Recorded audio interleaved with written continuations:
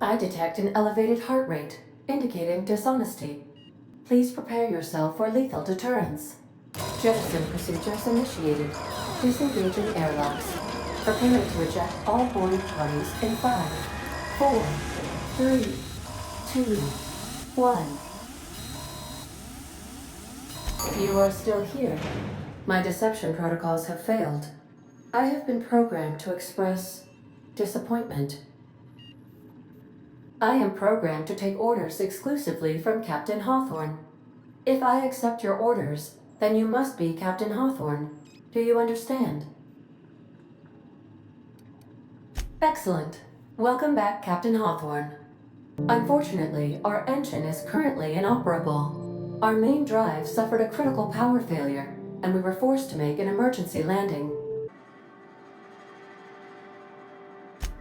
It is my job to keep 2 eyes on my town. I am the steward of this place, and this is my watch post.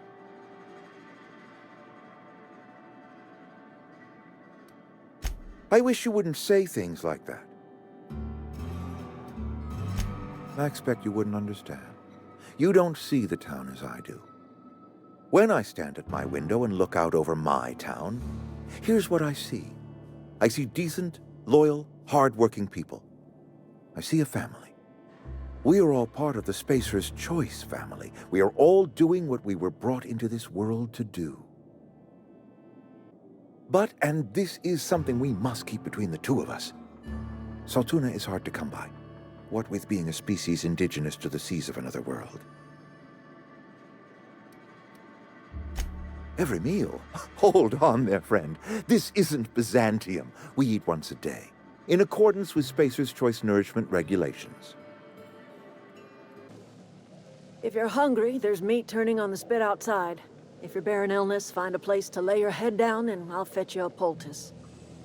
Whatever your troubles with Edgewater, leave them at the gates and be welcomed here. Any questions, dear? That'd be the garden, dear. You're standing in a garden. Also fertilizer, so mind your boots. So like the spores of the puffball, cast on the wind and alighting on fresh soil, we put down new roots. My goodness, aren't you just charming? That's not strange at all, dear. Few of us truly know where we are. The world can seem like a forest without end, and it is all too easy to lose one's way. But we must remember that being lost is the first step in discovering yourself. You almost sound like you've never had anyone ask after your spiritual condition. You poor thing. Are you not feeling well? Ought to lay your head down if you're running fever. You are welcome here. Haven't you ever seen a novelty paperweight? You asking me rhetorically, or... Whatever absurd accusations you have churning about in your mind, I assure you I have heard them all. Gold does not decompose. The teeth had to be removed. And while I am no licensed dentist, I should think I did a fair job of it. We're not cannibals, dear. I don't eat corpses. I just use them in my fertilizer. The crops I grow here are natural, nutritious, healthy. My garden does more than fill the bellies of my flock. It keeps them from falling ill. Wow, you crossed them all off, like some sort of heroic accountant running down a list. Teach me your ways. Hey, me too. But mostly because I just had my second dose of Adrena time. I am so completely addled right now.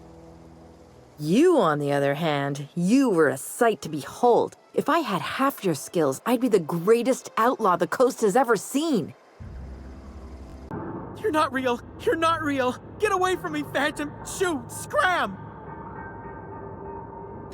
You can talk? The Phantom's never talked before. I knew I shouldn't have eaten that sprat raw. See? See, Higgins? This is why you must always boil your sprats before ingesting. No, you can't possibly be a hallucination. You're much too dense. Not at all, my corporeal friend. Higgins is my name. Chester D. Higgins. The D stands for definitely not insane. I use it as a reminder. If they wise up to our plans, they will come for us. With prodding irons.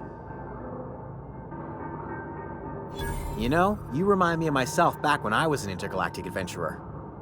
I discovered a flaw. Their hostility levels were hardwired to maximum. There's no changing that, but you could rewrite their targeting protocol so they attack each other instead. Yes, that's exactly it. I see you're also versed in the noble art of mechanical engineering. There's a behavior control terminal in the other room. It should have options to change how the mechanicals act, including whom they shoot at. Her contract said any kids she had, expected or not, belonged to her office from the time of conception. So when I was born, I got sent here. What? No, conception isn't... Has nobody ever taught you about this? The machine Vickers sees is one ain't never been run. It's not for people to live in. It's something on a museum shelf, under glass. I reckon we already do, and we ain't got no choice in the matter. So maybe somebody ought to take a rag to it. Miss Holcomb has a soft heart. Always has, if you believe the talk. I see today we'll be conversing without metaphors. I'd guess her condition is incurable. It's unlikely to be fatal, but she may feel more heartache than most. Could you maybe stop talking about me like I'm some kind of weird bug? My retrieval efforts have been thwarted by marauders who have overrun the property. Should you fare better than me, I'd pay a handsome sum for the book. What? You seem the perfect type to go blindly into the wild on a suicidal quest. I'm looking for a journal, a handwritten book, with the name M. Bokonu on the cover. I'll pay you to find it. Except for Miss Holcomb, who, for some reason, doesn't seem to have much to say to me. Isn't that right? It's just... there's more to it all than numbers. Sorry. Excuse me, I'm suddenly experiencing quite an amazing headache. The OSI teaches that the Grand Architect set a perfect system in motion at the beginning of time. Contentment is found by accepting one's role in that grand plan.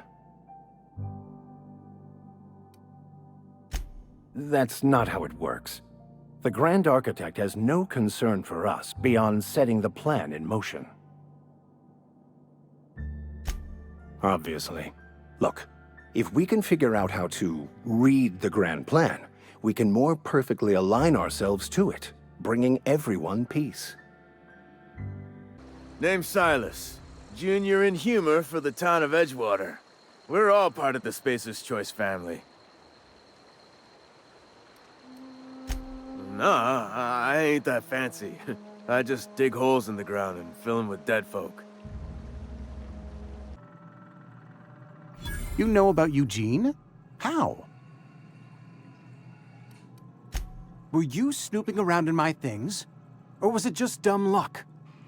Eugene's golden teeth were a family heirloom, representing 3 generations of poor dental hygiene. He took them to his grave. I'm talking about mechanical, soldier. Cold, heartless automatons made of iron and lies.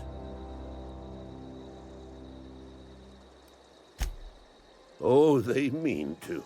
Just you wait. Auto-mechanicals. Creatures forged in the fires of malevolence. I seen them over by the old power plant. Clattering about, firing at the birds, orchestrating their uprising. When the swarms of mechanicals come clanging on over that hill, where will you be? Cowering beneath your cot? Or standing, shoulder to shoulder with the resistance? You can gird yourself in the armor of righteousness, soldier.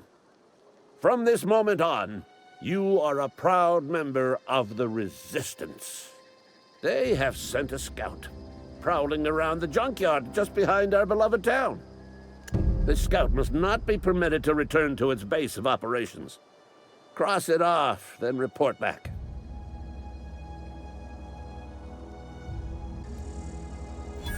Ooh, ow, could you not? I mean, it's a mechanical, sure, but that just seems mean.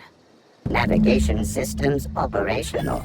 Optimal path toward repair bay detected. Initiating self-diagnostics.